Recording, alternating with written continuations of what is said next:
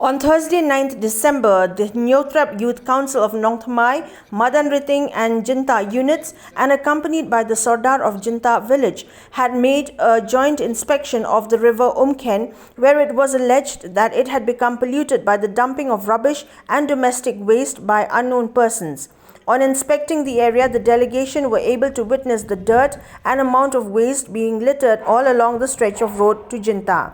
Speaking on the issue, the organizing secretary of the HYC Nong Thamai unit, Joy Fankan, informed that visitors to the area may have littered the road to Jinta and the Umken river situated therein. He therefore warned the public that the absence of such civic sense amongst visitors and passers-by would prompt the organization to take action against such culprits. In the meantime, Fankan informed that the matter has been apprised to concerned authorities and representatives who have been requested to take up the issue at the earliest so that further pollution to the place does not happen in the future.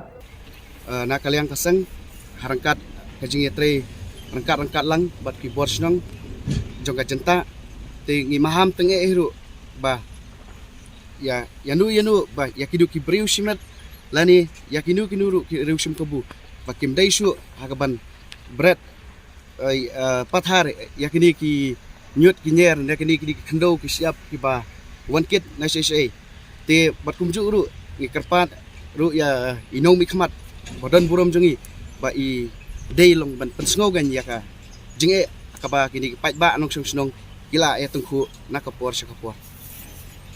The Sardar of Jinta, Erester Sotun, had, on receipt of complaints from residents of the area, appealed to the public to not litter the surroundings of Jinta village, as this has had negative effects on the health of residents. Further, the Sardar urged upon the local representatives to take up the matter so that no further nuisances are committed in the residential area. He also requested the representatives for the construction of the bridge over River Umken, which he says will ease communication amongst the general public, especially during monsoon seasons. Prasnong jengi habaya yang kilawan ut sini kum sinoi lam snong nak takadaw ngiru ngemla bante lakam ikane ndrai nangai scam lengbar kecil trelang jong babun kumcu nakaling kumadating ini trelang kat khang bangenla ban pengkui ikane jaka banlong keba safety nam tak koi ketia nam tak pai ba nong snong te sakaweru hoi nakaling jengi kum kesnong ikat pat ya kinong ikat sarkar la ne